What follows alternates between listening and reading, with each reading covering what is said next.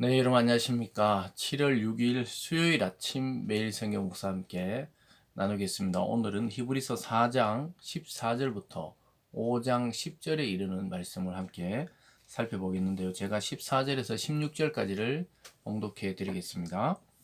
그러므로 우리에게 큰 대제사장이 계시니 승천하시니 곧 하나님의 아들 예수시라. 우리가 믿는 도리를 굳게 잡을지어다.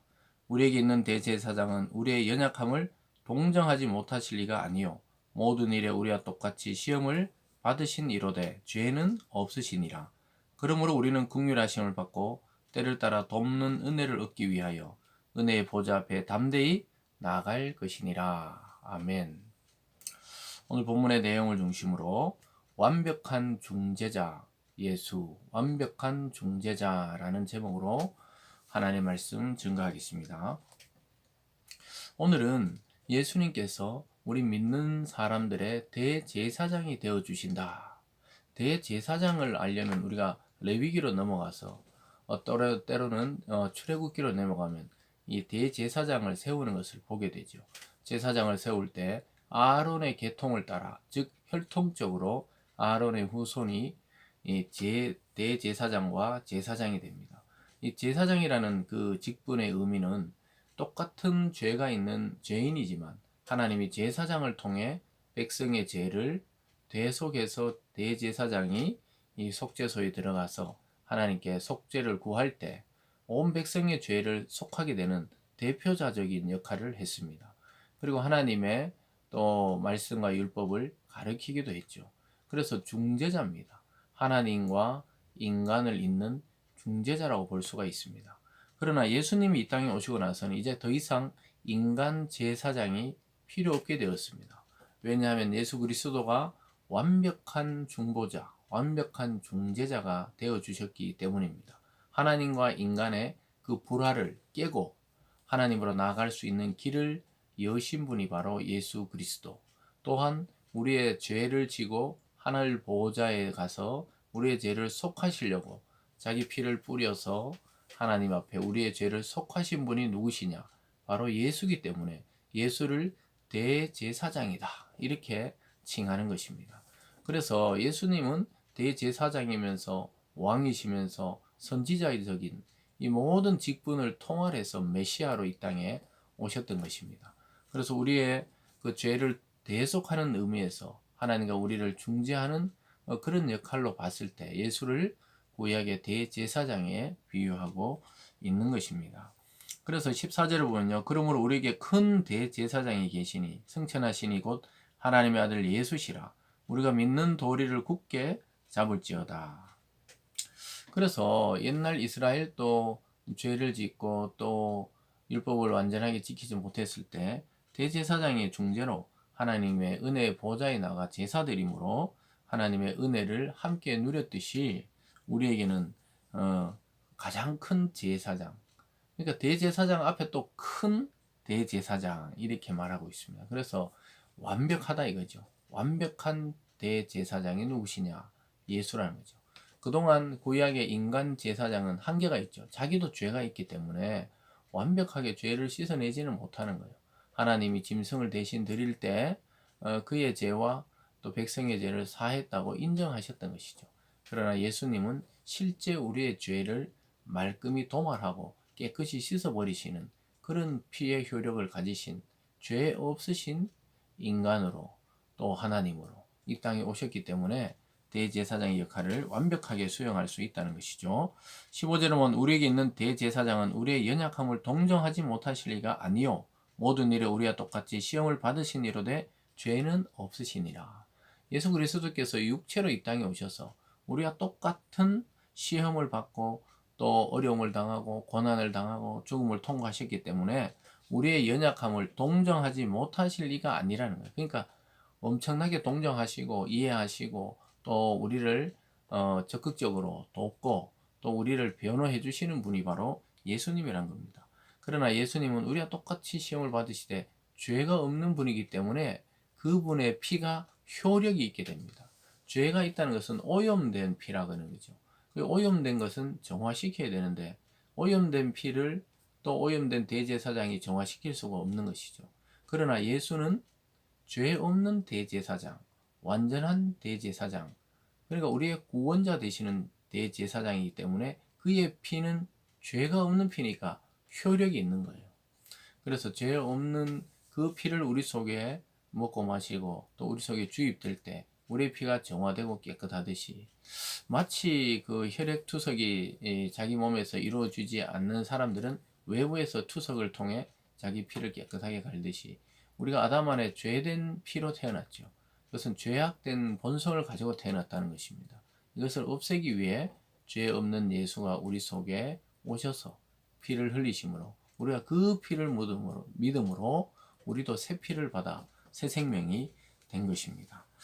그래서 두 번째로 보면은 예수님은 이렇게 오셨고 또 아론의 계통의 대제사장이 있다는 거예요. 5장 1절로 가보면 대제사장마다 사람 가운데 택한 자이므로 하나님께 속한 일에 사람을 위하여 예물과 속죄하는 제사를 드리게 하나니 그가 무식하고 미혹된 자를 능히 용납할 수 있는 것은 자기도 연약에 휩싸여 있음이라. 그러니까 일반 대제사장도 왜 이렇게 미혹되고 무식한 자들을 용납할 수 있게 되느냐, 자기도 똑같이 그 육체 안에 태어나서 그 휩싸여 있기 때문에 우리가 대제사장이 예물과 속죄를 드릴 때 하나님이 온 백성이 죄를 사한 걸로 인정해 줬다는 것이죠. 3절에도 그러므로 백성을 위하여 속죄제를 드린과 같이 또한 자신을 위하여도 드리는 것이 마땅하니라. 이 구약의 대제사장들은 자기를 죄를 위해서도 먼저 속죄를 드리고 그 다음에 백성을 위해서 속죄를 드릴 수밖에 없던 불완전한 대제사장이었다. 이것을 보여주고 있는 것입니다. 그러나 예수님은 또 다른 계통의 완전한 제사장이라고 오늘 마지막에 이야기하고 있습니다. 5절에 보면요. 또한 이와 같이 그리스도께서 대제사장 되심도 스스로 영광을 취하심이 아니요 오직 말씀하시니가 그에게 이르시되 너는 내 아들이니 내가 오늘 너를 낳았다 하셨고, 예수님께서도 물론 하나님과 동동하시지만 스스로 영광을 취한 것이 아니고 오직 하나님께서 너는 내 아들이니 내가 오늘 너를 낳았다 이렇게 말씀하셨어요. 그래서 하나님의 아들이다 이런 칭호를 받게 된 것이죠. 그래서 이 하나님이 낳았다 이렇게 표현하고 있습니다. 하나님이 낳았다면 그 하나님이시죠. 인간이 인간을 넣으면 인간이 되지만 하나님이 아들을 낳았다면 그건 하나님이시죠. 그래서 하나님이 자기가 직접 낳았다 이야기하시면서 6절에 또한 이와 같이 다른 데서 말씀하시되 내가 영원히 멜기세덱의 반차를 따르는 제사장이라 하셨으니 그는 육체에 계실 때 자기를 죽음에서 능히 구원하실 이에게 심한 통곡과 눈물로 간구와 소원을 올렸고 그의 경건하심으로 말미암아 들으심을 얻었느니라 이렇게 말씀하고 있습니다. 여기 보면 멜기세덱의 반차를 따른다. 반차는 그 반열, 순서, 순번 이렇게 될 수가 있겠죠. 그래서 조금 전에 아론, 즉 육체적 대제사장은 혈통을 따라 순서대로 태어나는 대로 제사장이 되었지만 이 멜기세덱이라는 사람은 아주 독특하게도 아브라함이 구약에 보면 아브라함이 전쟁에서 이겨 돌아올 때 그에게 예물을 바쳤고 또 그는 살렘 왕이요 또 평화의 왕이도 또 그런 의미를 가진 이 멜기세덱이라는 왕이 하나 등장합니다. 그래서 이 사람의 순번을 따라 나신 예수, 그러니까 혈통적으로 아론을 따라 난 게 아니라 멜기세덱으로부터 완전히 다른 제사장이 하나 났는데 그게 예수다 이렇게 말씀하고 있습니다. 그래서 멜기세덱은 몇 번 등장하지는 않아요. 구약에 갑자기 등장했다가 아브라함의 경배를 받고 그에게 축복을 주고 사라지죠. 그래서 꼭 그리스도와 같다 이렇게 표현하고 있습니다. 그래서 그리스도는 멜기세덱의 반차를 따랐지 혈통적인 아론을 따라 난 대제사장이 아니라는 거죠. 그래서 그리스도의 완전성과 완벽함을 제시하기 위해서 이것을 끌고 왔던 것이죠. 그러면서 8절에 그가 아들이시면서도 받으신 고난으로 순종함을 배워 온전하게 되셨은즉 자기에게 순종하는 모든 자에게 영원한 구원의 근원이 되시고 하나님께 멜기세덱의 반차를 따른 대제사장이라 칭함을 받았다. 멜기세덱을 따르는 그런 그 후손으로 난 그 제사장이 예수다. 이런 칭호를 하나님께 받았다. 이렇게 이브리서 기자는 구약의 내용을 통해 예수님을 증언하고 있습니다. 어쨌든 9절에서 예수님도 순종하셨기 때문에 자기에게 순종하는 모든 자에게 구원의 근원이 되었다. 구원의 시작이 되고 구원의 출발점이 예수다. 이것을 강조하고 있습니다.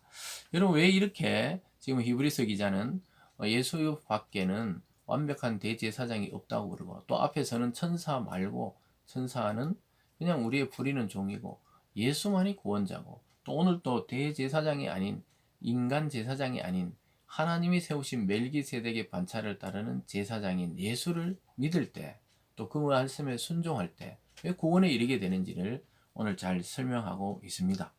사랑하는 여러분, 하나님과 인간을 잇는 역할을 했던 대제사장을 예수께 그 칭호를 줘서 완벽한 제사장, 완벽한 중보자, 완벽한 큰 대제사장, 그 제사장보다 더 크신 분이 누구냐? 예수다. 이것을 강조하고 있습니다.